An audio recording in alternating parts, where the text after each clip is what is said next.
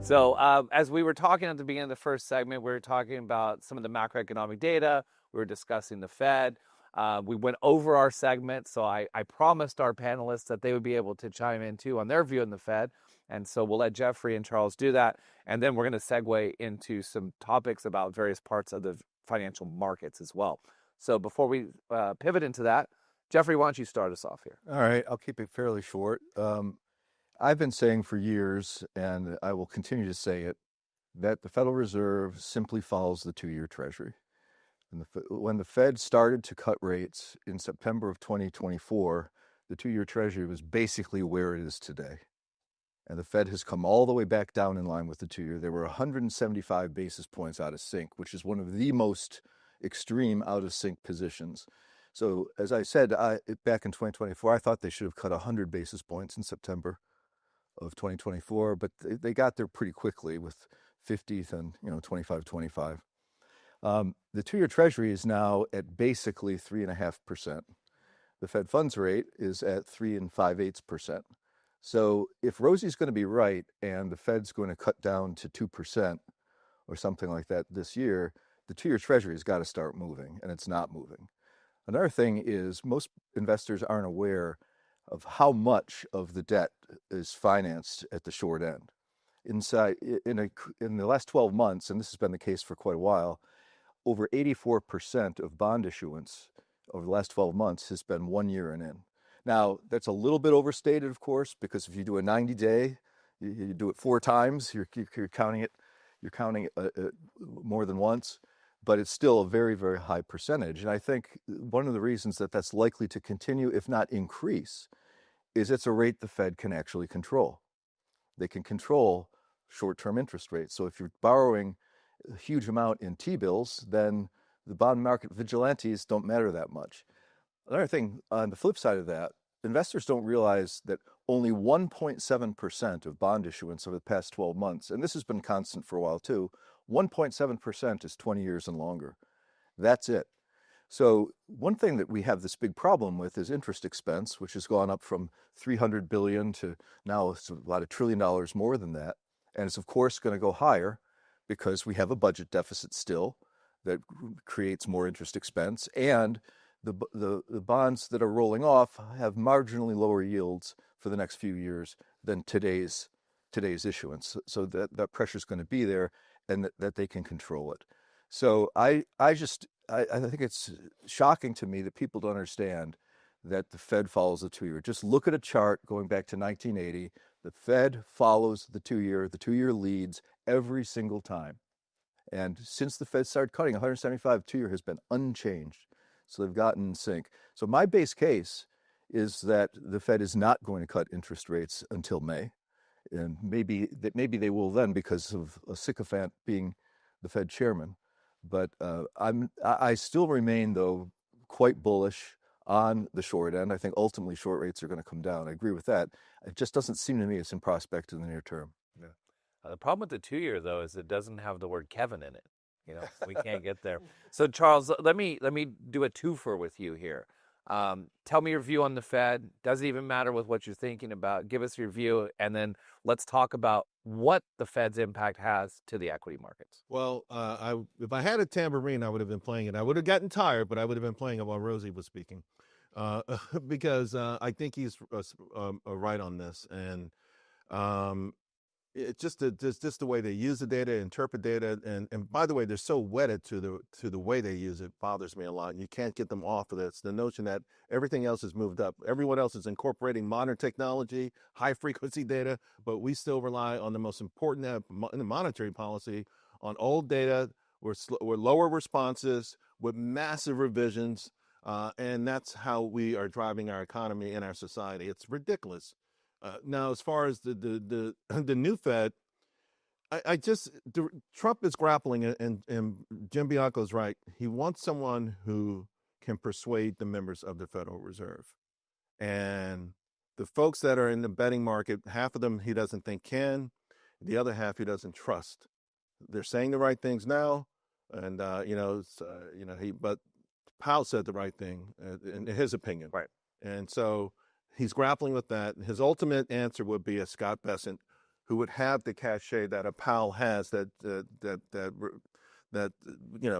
Powell has this way, or, and listen, he's done a good job in articulating the minority, in these press conferences, giving them a voice, being their voice, if you will.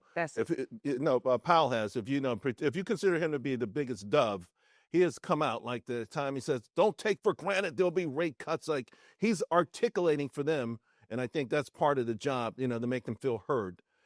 By the same token, even if he's still wedded to his dovish position. So the ultimate answer would be maybe a Bessent at the Federal Reserve. But the ultimate would be if the GOP could hold the House, and then maybe Congress taking a look at the Federal Reserve.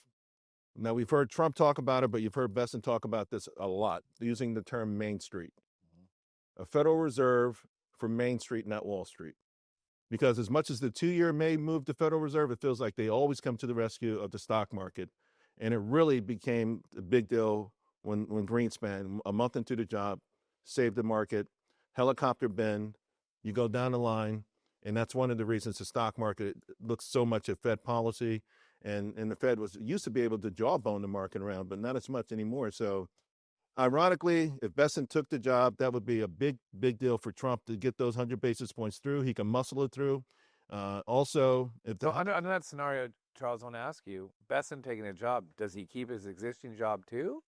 He'll put. I know Danielle's going to cringe on that. I know. But I mean, look, we're disrupting. Listen, only Marco Rubio can have the handle on that many different jobs. Okay. So, we've had this discussion, though. If Jamie Dimon became Treasury Secretary, I think we'd all be fine. So, but I think Bessent's going to have to, I think Trump is going to try his best to get Bessent to take the job, because he does all of these things that he wants him to do. He has the sway. The other guys don't necessarily have the sway, or he doesn't trust them. And he's trusted. That's the key, what you're saying. Right. And markets like him. Markets love Bessent. Bessent has been the key to our markets. Right. He really has been. So, but if I could ask you one quick question, though, because Bessent wrote a beautiful, very long article in an international publication a few months ago. Every single person, except for Hassett, even Bessent, has said QE was a failed policy, zero interest rate policy was a failed policy. I mean, in the end, don't you think that Trump wants QE resumption and going back to the zero bound? And Bessent would not give that to him. Yeah, I think he would, though. I mean, maybe it wouldn't. I don't know about QE, and hopefully we won't necessarily need QE. Honestly, it'd be great to see a market that didn't need any real Fed help. If it was just able to move on its own organically, like it used to, like it says it should be able to on paper. But I still think that's the best necessary scenario, and maybe ultimately for Congress, which gave away their job of full employment in '77, take that back. Maybe we need a Fed that's less complicated, and certainly we don't need a Fed that's doing everything that that Elizabeth Warren wanted them to do. Right? This Federal Reserve has too many hats, too many jobs. They conflict with one another, and to be honest with you, Jim Bianco, politics are now in the role. I mean, it is a politically driven Federal Reserve. That's how you get an Austin Goolsbee. I must have had 20 fights with Austin Goolsbee on TV before he got this gig. All right, when he spoke after this last meeting, and he's still harping, Rosie, about inflation, that was 100% political. Pissed me off, because as much as we're all political animals to a certain degree, with that sort of job and responsibility, you have to at some point acquiesce to the people, and that's why I don't think there will be a revolt either. If the Fed did have a revolt, then the idea that they're supposed, they always use the term stable. Mm-hmm. It would be the most unstable and disabling thing they could possibly do. So I don't think that would happen. Yeah. What does it mean to have meaningful rate cuts for the equity market if they're done under different guises, right? Maybe they are warranted, but we see the Myron kind of world, since we're talking about politicization, right? We've seen him be, a way off the rest of the folks. Not saying he's wrong, but he's definitely in a different camp. There's been the concern about, the politicization of the Fed. You're already saying it exists, right? So how do markets respond to that if we step in and we have a meaningful cut? It's not just 25, 8 times to get us down to 200, but it's 200 in May. when the new person comes to town. Yeah, it won't be 200 in May, but let's face it, on the rate hiking psychology for markets is different than rate cutting psychology. And that's why Powell being so late with the transitory thing is a problem. And maybe one of the reasons why the long end hasn't really moved yet. I mean, we started with 25, which was tepid and late, then 50, then all of a sudden 75, 75, 75, 75. We haven't come close to unwinding all of that yet, you know? And so I think the market, particularly the stock market, is okay with an accommodative Fed that's cutting. They don't have to cut every meeting, but they know that their next move will be a cut. And that's why, you know, listen, rates started moving before this last round of cuts because they knew cuts were coming. And as long as the equity markets know that the cuts are coming, that the Fed is accommodative, that's all they need. The stock market, in my opinion. Almost inherently, but sorry to keep going after you on this one, but isn't that inherently the Fed put we're talking about? Yeah. Right. Yeah. I mean, you know, that's why you got the you know, give the maestro the credit. Yeah. You know, but this is the role of the stock. The stock market looks at the Federal Reserve, and that's how they look at the Federal Reserve, through that lens only. And okay, so maybe I'll let anyone take this one too. I mean, we're talking about the stock market. When we say the stock market, it means a lot of different things. A lot of people, most of us probably on stage are thinking S&P 500, right? We know that's kind of a very narrow trade today.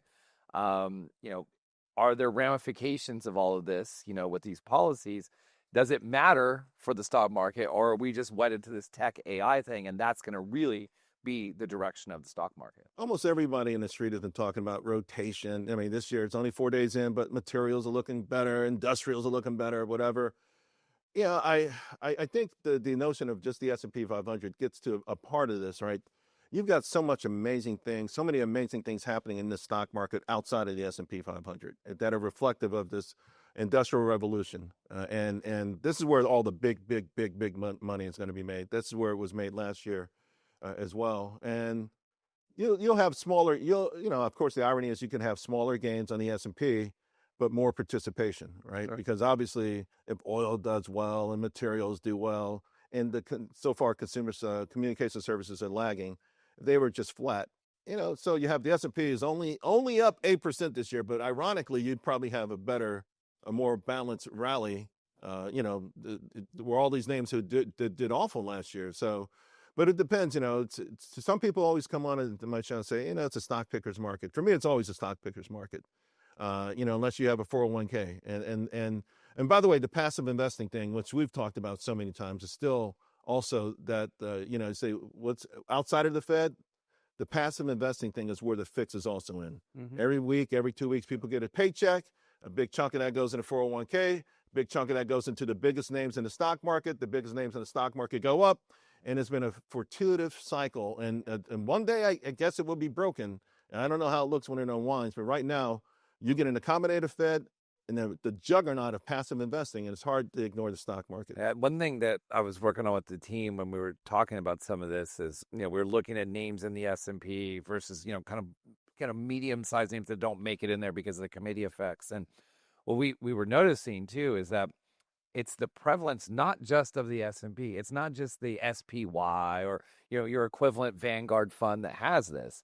I mean, the prevalence of levered funds now, right? The 2X, the 3X on the S&P. Everyone has jealousy of one of those big income overriding funds out there. Everybody wants to do one. We've seen the introduction of buffer funds, right? And the amount of things that reference, just not directly as the street we call Delta One, but we have this kind of, you know, this levered effect. We have this call overrides. We have put buying on it too. We're doing all these things.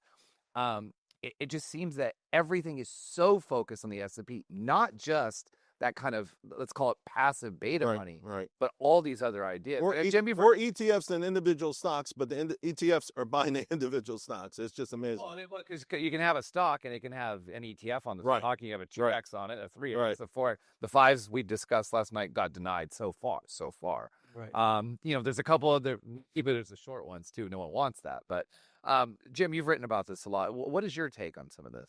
Yeah, that, you know, I think that we've really developed into an equity mindset that you want to just own the stock market. You want to own it because it goes up over the long period of time. And then there was Professor Jay Ritter. He's done some research where he says that the majority of the gains in the stock market come from like 3% of the names. The other 97% of the names either go out of business or don't do anything. Well, I don't know what the 3% of the names are going to be. So buy a broad-based index, and hopefully you'll have those 3% names in your portfolio. And that's also kind of the mindset that you have on Silicon Valley. There's a guy that runs Elevation Partners, Roger McNamee. And one time, he had a gaffe on financial television. It wasn't on Fox Business. This is probably 15, 20 years ago. And that's when you accidentally tell the truth, where they asked him the question, what 3 stocks should investors buy now? And he said, don't ask me, because 2 of them will go to 0. And then they said, what are you talking about? He goes, well, that's the way it works on Silicon Valley, is that we invest in 10 names and 7 of them go to 0. 2 of them break even and 1 goes up 1,000x and we're all rich. And that's kind of how the mentality has come into the market, that there's going to be this next spectacular gain. I don't know what it is. So own a broad-based index, and hopefully it's gotten caught in there. Last year, or in the last couple of years, that name has been NVIDIA. And as long as you've had an index that has had that and the similar types of companies to it, you've been participating. Yeah. Let's talk about the elephant in the room of all financial markets, and that's valuation. It's hard to sit here and argue. There's a lot of things out there, except maybe single names. When I look at broad asset classes and sectors and things like that, that things are on the cheaper side. How do you think about that? You got your Rosie fund, right? I've seen that in your research too, and things. How do you think about the valuation at this part of the cycle, and where we're paying for earnings? I mean, we're doing it when you look at credit spreads; they're very tight as well. It seems like everything is similarly on the richer side. Now, there's degrees of that richness, but starting with you, Rosie, like how are you thinking about valuation, and what should investors be thinking about?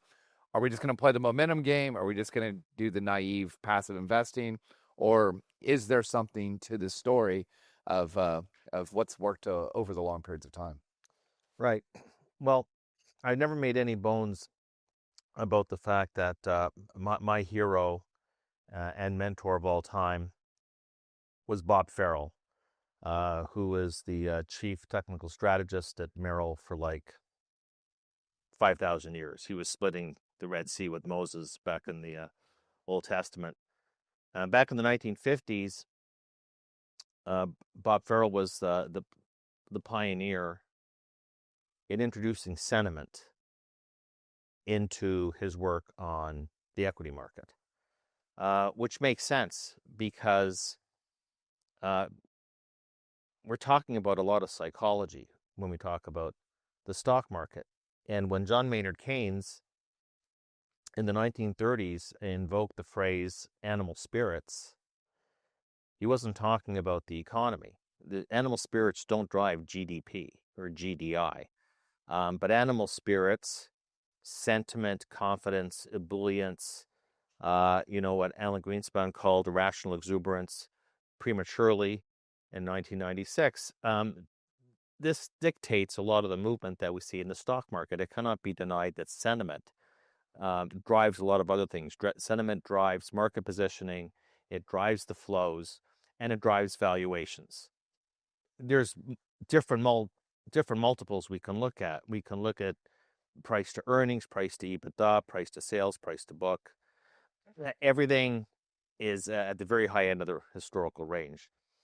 The one metric I like to look at, because it goes back to like 1900, is the Shiller PE, what's called the CAPE, the cyclically adjusted price earnings multiple. And it now is pressing against 40. And it is now officially a 3 sigma event. Now, on my own webcast last year, I had Jeremy Grantham on the call, who's been saying for a while that we are in a bubble. And I asked him, how do you define that? Like, how do you arithmetically define that? And he said that when any asset class or security becomes more than a 2 standard deviation event, that is the bubble. You're in a mania at 1 sigma, a bubble in 2 sigma. And we became a 2 sigma event stock market, S&P 500, in the summer of 2024. But you can be in the bubble phase. Like we're past the 9th inning and we're in the 13th inning, but you could be in the bubble phase for between 12 and 24 months. That's not unusual. And the people that say that you can actually make money in the bubble, they're right. Historically, in the bubble phase, from the 9th inning to the 14th inning, the stock market's usually up 25%. You just have to be careful because you're in a different part of the investment landscape where the elevator could come down at any time. You know, a bull market's an escalator going up over time. But the thing about bear markets is that they're quick, but they're very severe, and you get your head sliced off. So that's where we're right now. We're in extra innings. That PE ratio, the CAPE, is at 40. It's only been higher than this historically back in the late 1990s. We've already taken out 1929. We've taken out the Nifty 50 in the 60s. And early 70s, we've taken out 07, although that was more of a housing bubble than an equity bubble. And, you know, they say that valuations aren't a timing tool, and they're not. And I don't know anybody that is a perfect market timer. To me, success in building wealth for your clients is not buying at the lows or selling at the highs. It's playing the middle 60%. Play the middle 60%. Well, we're beyond that right now. We are beyond that 60% of the distribution curve. And the only time when you look at the CAPE multiple and you split it into 5 or 10 point bands, when you're above 35, it's the only time when you're above 35. And of course, you're talking about a lot of data points. You have 100 years worth of data. It's the only time when you're north of 35, and we're at 40 right now on the CAPE. When you're north of 35 on a 1-year, 3-year, 5-year, 10-year basis, the total return on the S&P is consistently negative. So frankly, I don't intend on chasing shekels in front of the steamroller, but that's where we are right now. So that's where I come across the valuations. They're not a timing tool, but you have to decide yourself, how do you want to invest? Do you want the wind at your back or the wind in your face? And right now, I think the wind is in the face. There's something that's very interesting that I mentioned before about psychology. And, you know, I've got 2,300 clients in 40 countries, and I get a lot. That's also a big data point. And the prevailing view is that we will never have a recession again. The business cycle has been repealed. AI and Trump and the Fed have repealed the business cycle. We will not have a recession again. I get that over and over again. And especially because the recession that was supposed to come in 2022, 2023 didn't come, has emboldened that view. A recession, and that basically comes down to why credit spreads are so tight, because the credit market, the credit spread market, is priced for a zero default cycle. And there's this view, because there's this put. If it's not a Fed put, it's a Trump put, that the stock market will not go down. Or if it goes down like it did in February to April, all of a sudden it went down with the reciprocal tariffs. Then the next thing you know, there's the reprieves. So the government or the Fed will find a way to prevent the market. They'll put a floor into the market. There's this ingrained belief that the stock market will just not go down. And the stock market doesn't seem to go down for very long when it does go down. So it gives this sense of complacency, and I would say almost hubris, because I don't think that Mother Nature has just got a bullet in the head and that we've repealed the cycle. But that's the prevailing view. What I'm struggling with is that when you look at the CAPE and you think of a 40 multiple, it's a 2.5% earnings yield. And I look at the real yield at the long end of the curve, because you have to compare a long duration asset to a long duration asset. The Fed funds rate for the stock market, back to the earlier question, the Fed funds rate for the stock market means absolutely nothing if it doesn't have an impact out the curve. So I would say actually the Fed has not had a big impact at all lately, because let's face it, the stock market bottomed October 2022 and the Fed was still tightening policy at that point. So that was basically ChatGPT. But what does it mean for the people in the room and the people watching this when the real 30-year yield is 2.6 and the yield in the equity market is 2.5? we have a slightly negative equity risk premium. So investors are telling everybody here and telling me that the stock market today has become a riskless asset class. That's the mentality today. And then it's up to everybody in the room, including me and including you guys, to decide whether or not that, if that's part, if that is part of the new paradigm that Charles was talking about, that this is the new paradigm where we're putting the S&P 500 into a riskless, comparing it to the risk-free rate, the riskless asset bucket. That's really what the markets are telling you right now. But I was going to ask you, could the converse be true? It's not that the market thinks that the S&P 500 is riskless. Potentially, maybe the market believes that the 30-year bond is riskier. Absolutely not. Absolutely, it cannot be. It is actually impossible what you just said, because we can talk about the risk in the Treasury market. We could talk about the risk in the 30-year bond. We could talk about the fiscal premium. There's always cyclical risk. There's duration risk if inflation comes back. There are risks in the Treasury market. But what makes the Treasury market different than any other market, commodities, precious metals, corporate credit, equities, is the certainty of payment. It's the only asset class, the Treasury market is the only asset class where you know in 3, 5, 10 years, you know what you're going to get paid and when you are going to get paid. Unless they restructure it. Okay, but basically that's just an assumption that something may happen, that they may restructure, they may default, whatever. But let's just say that I don't even know how to handicap that, okay? Because that would be if that happened, then you only really want to own probably gold and maybe barbed wire, sawed-off shotguns, and canned tuna fish, okay? If the reserve currency defaults, We're all moving to Texas. it's been talked. Yeah. So basically, I'm not even going to entertain that. It's basically, it is the certainty of payment characteristics of the Treasury market as we know it today, without making any assumptions, is what makes it different than the stock market.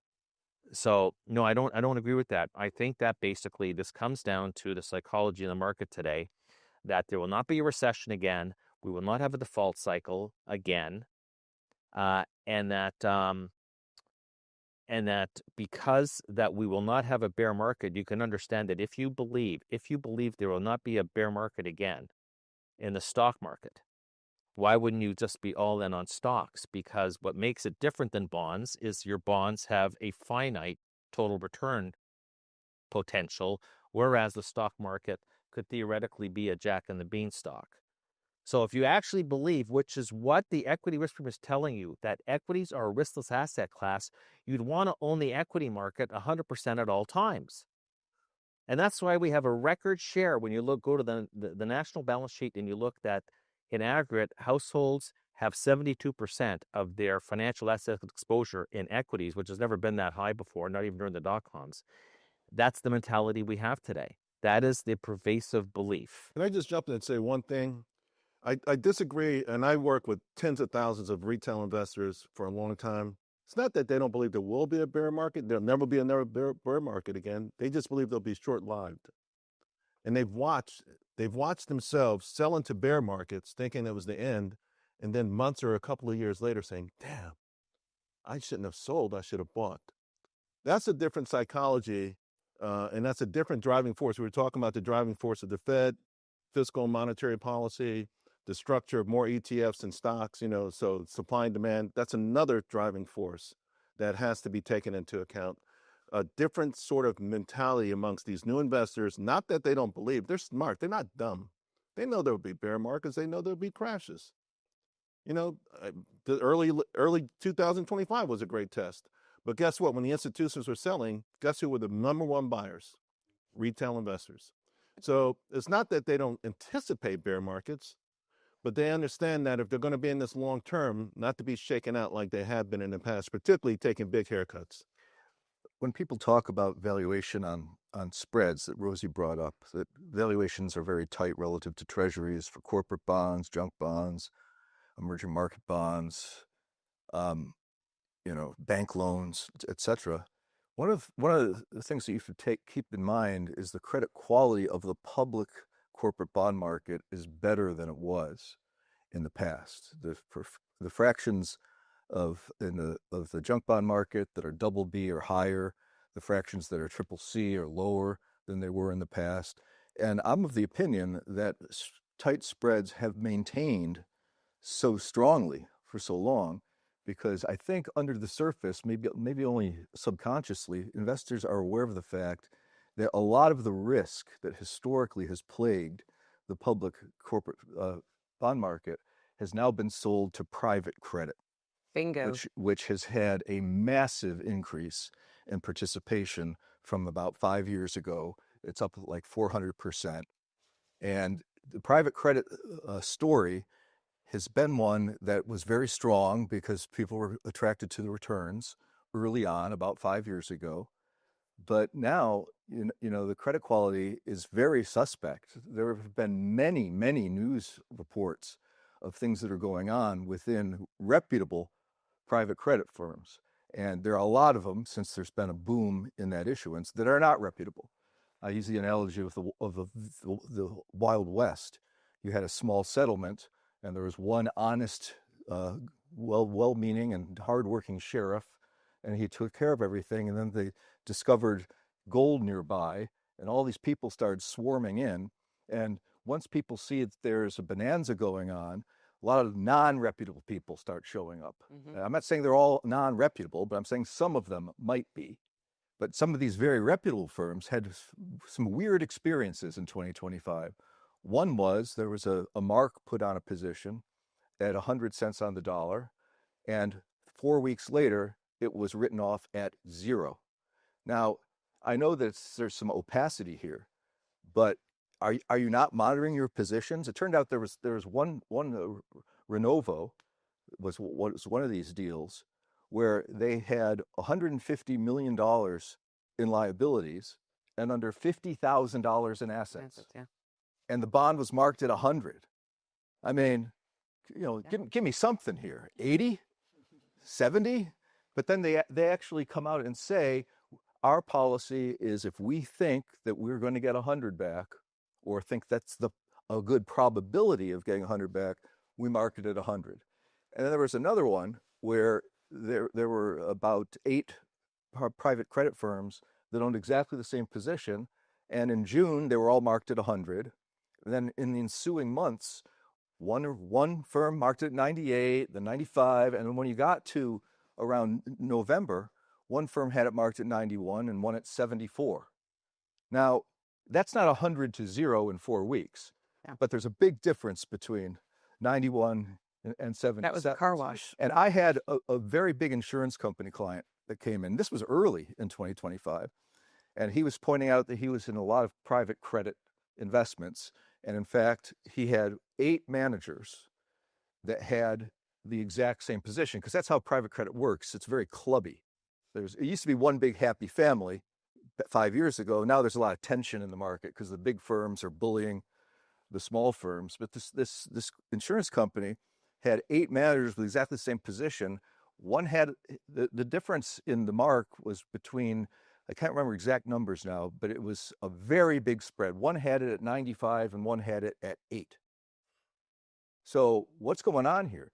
Well, the argument was threefold for private credit. The first was an illusion that it has lower volatility than public markets. Well, so do CDs, I guess. If you buy a 10-year CD at 1% interest rate back in 2021, you could not redeem that at 100 if you wanted to get out of it. It's just held at cost.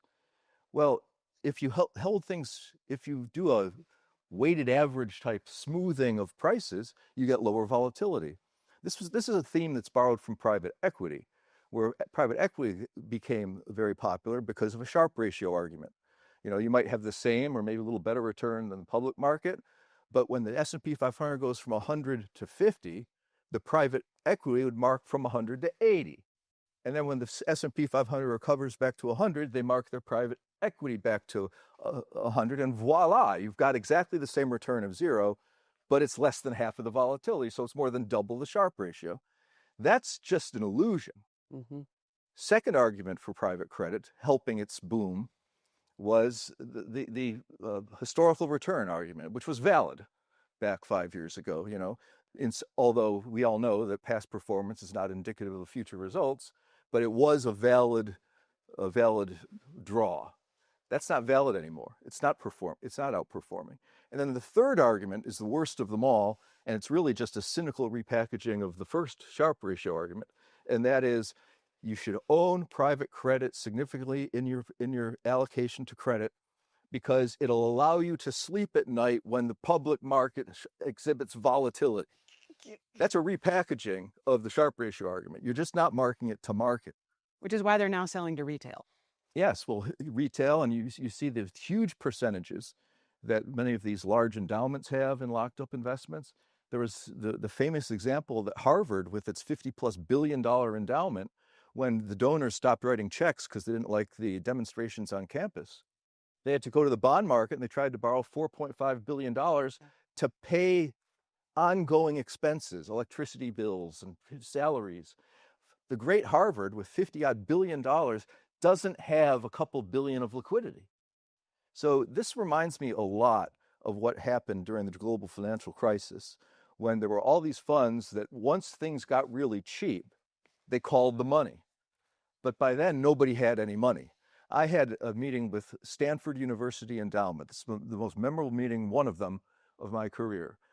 He came in, it was 2008. The mortgage securities market had completely imploded. You were able to buy securities where you could prove to people with a high degree of buy-in that the minimum possible return on investments made at that moment, two very conservative assumptions, probably overly conservative assumptions, was 24% IRR. And I went through it with the Stanford people. I used to do it in auditoriums full of people. Who believes that mortgages, these garbage private label mortgages, are going to default more than 25% of them? And all the hands go up. So keep your hand up if you think it's going to be more than 35%. Still a lot of hands. 45%, hands are falling. 50%, no hands left. And I said, we're going to use 65%. So everybody in this room agrees that that's too high. And what do you think the loss is going to be when they sell these out of foreclosure? Mm-hmm. How many think they're going to get 90 cents on the dollar? Nobody believes that. Same exercise. It ended up going down. Everybody thought that the loss would be no more than about 60 cents on the dollar. So I said, we're going to use 70. And so to these assumption, that's the 24 IRR. It ended up being more like 48%. It's almost double that in the end, because those assumptions were so onerous. And the Stanford fellow says, I can't disagree with your logic. That's a pretty convincing, sleight of hand you did right there. And he said, but I can't invest with you. And I said, why not? He says, I don't have any money. Oh. And I said, come on, I'd love to have Stanford University Endowment on my client list. 10 million, come on, 10 million. He says, I don't have 10 million. I have no money. In fact, I'm liquidating my drawdown, my call to capital funds, because I don't have any money to fund them. And I'm selling them at like 75 cents on the dollar if I'm lucky. That's what's going to happen to these endowments. The secondary market right now is on fire with people trying to get out of some of these investments. Get out. First loss is your best loss. The old bond traders. And now they've got, and this is something that we're writing about this week, they've got these continuation funds. And so things have frozen so solid. It's pay in kind. That, no, it is pay in kind. In essence, it's pay in kind. But private equity is creating a new generation of funds to buy the old generation of portfolio companies from themselves. Right. Well, that's the Blue Owl semi-scandal there. I mean, they've got one fund that's marked to market and one that isn't. They want to take the one that hit into the other one. This time they're not calling them gates. Lateral They've come up with a new bunch of losses to the people that are in the other fund. Yep. And they had to back away from that. But that's a tell. This type of stuff, it starts to build up, but it's not really going to affect the public market so much. It'd probably have some spillover types of effects, because something that's cheap enough, it draws everything related to it. We are having a bankruptcy cycle.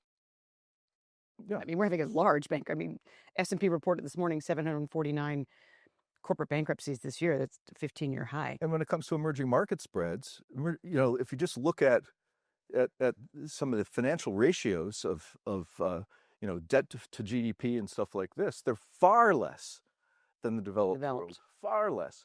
So maybe some tight spreads have something to do with the fact that people are rethinking what's risky and what isn't. I will point out that during 2025, Bitcoin went down 6%, while gold went up like 65, 70%. I didn't see the closing tick.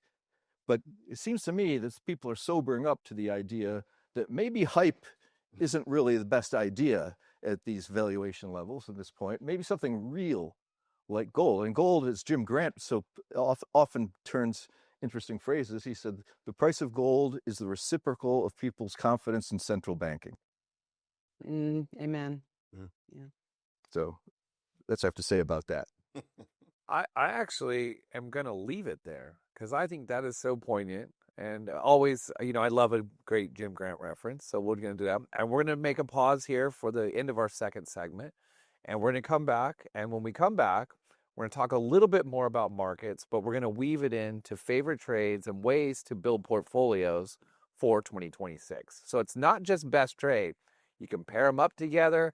We're trying to think about how to help our clients out here navigate through this in a multi-polar world, a multi-asset world.